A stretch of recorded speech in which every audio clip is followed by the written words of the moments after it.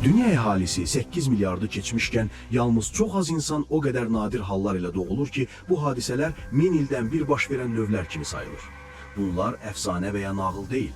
Bunlar varlıqlarının özü ilə insan bədəni haqqında bildiyimiz hər şeyə meydan oxuyan həqiqi insanlardır. İmkansız görünən fiziki anormallıqlardan inanılmaz həyat hekayələrinə qədər. Bugün siz biologiyanın sərhədlərini zorlayan, bütün gözləntiləri parçalayan və həkimləri demək olar ki, danışa bilməz hala gətirən 20 nəfərlə tanış olacaqsınız.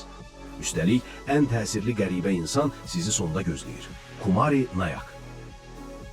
Bizim siyahımızın ilk hadisəsi polidaktili anlayışını demək olar ki, uc nöqtəyə daşıyan bir isimdir. Hindistanın Adişa bölgəsində yaşayan 63 yaşlı Kumari Nayak doğuşdan gələn polidaktili səbəbindən ayaqlarında 19, əllərində 12 barmaqla dünyaya gəlib. Tip sahəsində polidaktili hər təxminən 700 doğumdan birində görülən, adətən bir və ya iki əlavə barmaqla məhdudlaşan bir haldır. Amma Kumari'də bu rəqəm ədəbiyyatda demək olar ki, nümunəsi olmayan bir səviyyədədir. Bu nadir tablo ona Guinness Rekordlar kitabında yer qazandırsa da, həyatının böyük hissəsi sosial təcrid, yanlış anlaşılma və səriyyə xidmətlərinə çıxışın olmaması kimi problemlərlə keçib. Hekayəsi yalnız dövlətin diqqətini çəkdiyi zaman əsas yaşayış və gəlir təminatı əldə edə bilir. Elmi baxımdan Kumari'nin hadisəsi yalnız nadirliyi ilə deyil, əlavə barmaqların funksional olması ilə də diqqət çəkir. Sosial baxımdan isə cəmiyyətin normal bədən anlayışına uymayan bir fərdin əvvəlcə damğalanıb, sonra rekord və möcüzə kimi təqdim olunmasının tipik bir nümunəsidir. Kumari bütün bu dalğalanmaların içində bədən fərqliliyini bir məhdudiyyət yox, öz həyat hekayəsinin mərkəzində duran bir güc elementi halına gətirir. Arpit Gohil. Təsəvvür edin ki, ürəyiniz sinə qəfəsinin içində sümük ilə qorunmur. Dəri qatının dərhal altında açıq vəziyyətdə döyünür və siz Hindistanın bir kəndində dünyaya gəlirsiniz. Həkimlər ailəyə deyir ki, ən kiçik bir zərbə belə onu öldürə bilər. Yaşaması möcüzədir. Çoxumuz belə bir vəziyyətdə uşağı pamuqlara sarardıq, evdən çıxarmağa belə qorxardıq. Amma Arpit'in həyatı tam əksinədir. O ağaclara dırmaşır, atasının traktoruna çıxır, idman edir. Qısacası ürəyinin hər döyüntüsünü həqiqətən yaşayaraq doldurur. Bu qədər müdafiəsiz bir bədənlə hər gün çölə çıxmaq yalnız fiziki deyil, inanılmaz ruh gücü tələb edir. Və Arpit, qorxsam artıq bitmiş olaram deyərək yaşamağa davam edir. Bu səbəbdən onun hekayəsi yalnız tibbi bir möcüzə deyil, taley qarşısında boyun əyməyən bir gəncin qorxunu geri itələyərək həyata meydan oxuma hekayəsidir. Ekrana baxan hər kəsə mən nəyi bəhanə edirəm sualını səssizcə verən bir güzgü kimi durur. Kathleen demək olar ki, yox dərəcəsində kiçik bir çənə ilə doğulur. Hələ körpə ikən həkimlər deyirdilər ki, bu uşaq düzgün qidalanmayacaq, danışa bilməyəcək, bəlkə də uzun müddət yaşaya bilməyəcək. Amma ailəsi bunun taley cümləsi olmasına imkan vermir. Kathleen isə çənəsini qabırğasından götürülmüş sümük ilə yenidən formalaşdıraraq ağır əməliyyatları, bitməyən yoxlamaları bir-bir aşaraq böyüyür. O, marimba çalır, idman edir, məktəbdə bütün fəaliyyətlərdə iştirak edir və bugün 24 yaşında Utah Dövlət Universitetində cəza ədaləti üzrə məzun olub. Bir zamanlar danışa bilməyəcəyi deyilən uşaq deyil. Tam əksinə, öz səsini tapıb və bu səsi bənzər çətinliklər yaşayanlara dəstək olmaq üçün istifadə edir, hekayəsini güc mənbəyinə çevirir.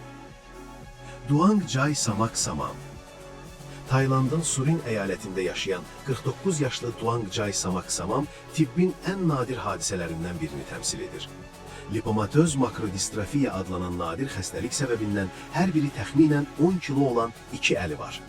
Bu, həm dünyadakı ən böyük əllərdən birinə sahib olmaq, həm də gündəlik həyatı inanılmaz dərəcədə çətinləşdirmək deməkdir. Bu xəstəlik hər iki əli eyni anda təsir etdikdə çox nadir hallarda görülür və saç yumaq, geyinmək kimi sadə işlər belə ciddi fiziki mübarizəyə çevrilir. Əlləri kiçiltmək üçün aparılan əməliyyatlar isə gözlənilənin əksinə şişkinliyi artırır. Həkimlərin amputasiya, yəni əllərin tamamilə götürülməsini təklif etməsi üzərində Duang Jai əlləri ilə yaşamağı seçir. Həyatının ilk 20 ilini utandığı üçün demək olar ki, evdə keçirir. Məktəbə getmir, çölə çıxmır. Amma valideynlərinin ona baxdığı dövrdə ailə dükanını idarə edir və bugün də ətrafının təəccüblü baxışlarına baxmayaraq məhəlləsinə xidmət etməyə davam edir. Onun tam izolyasiyadan başqalarına xidmət edən bir şəxsə çevrilməsi inanılmaz şəxsi cəsarəti nümayiş etdirir və tibbi etik, həyat keyfiyyəti və radikal əməliyyat qərarlarının sərhədləri haqqında ciddi suallar yaradır. Bu suallar növbəti bölümdə Ayağı amputasiya edildikdən sonra toxumaları yenidən böyüyən Britaniyalı qadının hekayəsində daha da dərinə gedir. Mandy Sellers. Mandy'nin hekayəsi tibbin ən nadir halları arasında sayılır. 1975-ci ildə İngiltərədə doğulan Mandy, Proteus sindromu ilə dünyaya gəlir. Bu xəstəlik sümüklərin, dərinin və digər toxumaların anormal böyüməsinə səbəb olur və nəticədə sol ayağı sağ ayağına nisbətən xeyli böyükdür. Yetkinlik dövrünün sonuna çatanda Mandy'nin sol ayağı təxminən 110 kilo civarındadır. Bu, bir çox yetkinin çəkisindən daha çoxdur və bədən üzərindəki yük çox yüksəkdir. Amma o, heyrətamiz bir dözümlülük və uyğunlaşma ilə bunun öhdəsindən gəlir. 2010-cu ildə Mandy ağır sepsis keçirir və həkimlər həyatını xilas etmək üçün sol ayağını amputasiya edirlər. Çoxu bunun mübarizənin sonu olduğunu düşünürdü. Amma 3 il ərzində qalan toxumalar yenidən böyüyərək demək olar ki, əvvəlki ölçüsünə çatır və Mandy'ni əlil arabasına bağlı hala gətirir. Bu qədər qeyri-adi inkişaf mütəxəssisləri çaşdırır və Rapamisin adlı eksperimental bir müalicənin tətbiqinə yol açır. 2016-cı ildə onlarca ildən sonra ayağında ilk dəfə azalma müşahidə olunur. Mandy həm fiziki, həm də emosional və psixoloji maneələrlə üzləşir. Buna baxmayaraq, nadir xəstəliyi olan insanların hüquqlarını qorumağa, yardım təşkilatlarını dəstəkləməyə davam edir və yaşadıklarını dözümlülük və ümid dolu mesaj halına çevirir. Michelle Kish həyatına Hallermann-Streiff sindromu diaqnozu ilə başlayır. Bu genetik xəstəlik üst xüsusiyyətlərini dəyişir, boyunu qısaldır və skelet strukturlarına təsir edir. İnsanlar onu tez-tez uşaq sanır. Michelle isə yaşını izah etmək məcburiyyətində qalır. O, keçirdiyi əməliyyatlara baxmayaraq, hədəflərindən vaz keçmir və görünən fərqliliklərin yalnız baxışdan ibarət olmadığını göstərir. Nathan Harlitska. New Mexico ştatının Santa Fe şəhərində yaşayan 34 yaşlı Nathan Harlitska nadir iskelet pozğunluğu PFFD tipinə malikdir. Uyluq sümükləri olmadığından dizləri kalçalarının dərhal altında yerləşir. Təxminən 20 şəxsdən biri kimi o fərdi protezlər və uzun illər ərzində intensiv məşqlər sayəsində yeriməyi öyrənib. Supatrassa Supan. Taylandda yaşayan 21 yaşlı Supatra, Ambros sindromu səbəbilə Guinness Dünya Rekordları kitabına dünyanın ən tüklü qızı kimi daxil olub. Bu genetik vəziyyət üz daxil olmaqla bütün bədəni örtən nadir tüklənməyə səbəb olur. Uşaqlıq və yeniyetməlik dövründə görünən fərqliliklərlə yaşamaq çətin idi, amma Supatra onu qəbul edib və özünə inamını inkişaf etdirib. Manpreet Singh. Puncabda yaşayan Manpreet Singh, böyüməyi demək olar ki, tam dayandırdığı üçün 26 yaşında belə uşaq ölçüsündədir. Onun inkişaf səviyyəsi kiçik bir uşaqla oxşardı və hər gün ailəsinin xüsusi qayğısına ehtiyacı var. Bu vəziyyət yalnız tibbi bir hal deyil, ailə və cəmiyyət tərəfindən formalaşdırılan bir mövqedir. Steven Ludwig. North Carolina, Chapel Hill Universitetindən 22 yaşında məzun olan Stephen Ludwig Fanconi anemiyası ilə doğulub. Həkimlər uşaqlıq dövrünü keçirmək şansının az olduğunu deyib. Ailəsi ümidsizləşməyib, uğur və müalicə axtarışına davam edib. Nəticədə onun həyatına ikinci başlanğıc verilib. Nick Smith. Inverness, Nova Scotia'da yaşayan 20 yaşlı Nick Smith, nevrofibromatosis adlı nadir genetik xəstəliyə sahibdir.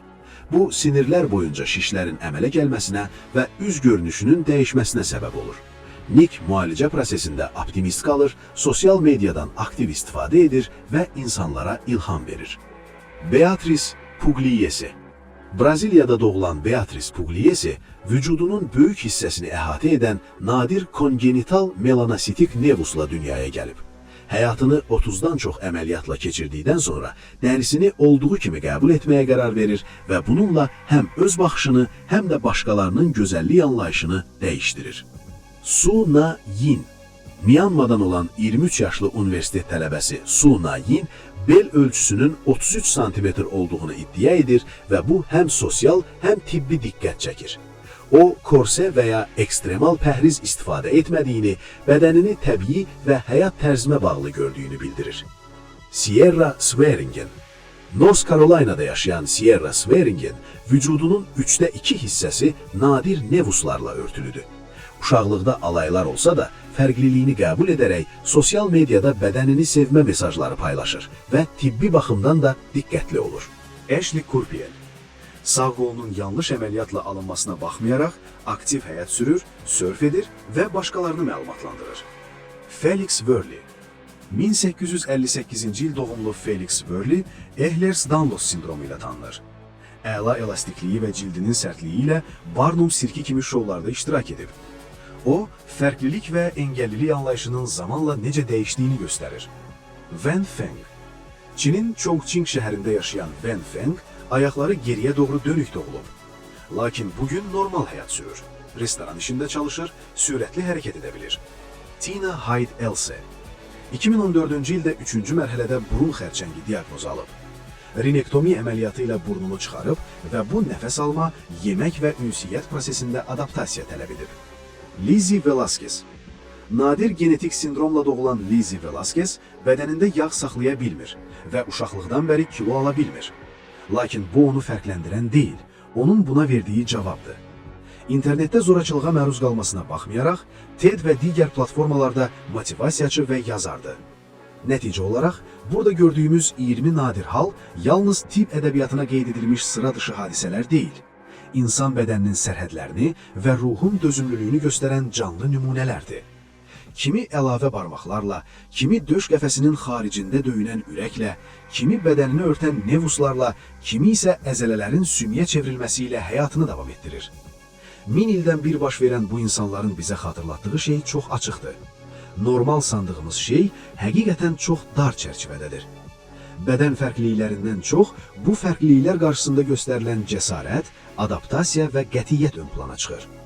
Daha çox maraqlı hekayələr üçün kanala abunə olmağı unutma.